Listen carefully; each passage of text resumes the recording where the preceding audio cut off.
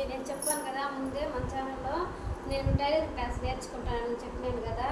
ఆ క్లాస్లో నేను స్టిచ్ చేసిన కొన్ని ప్యాంట్స్ చూపిస్తాను చూడండి. ఫస్ట్ నేను బ్లౌజ్ స్టిచ్ చేసుకున్నాను నాకే. చూడండి, 3 డాట్ బ్లౌజ్ నేనే స్టిచ్ చేసుకున్నాను నాకే. చూసారుగా,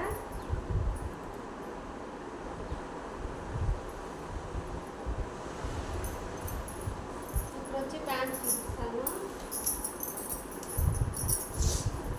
చూడండి. Palazzo pant,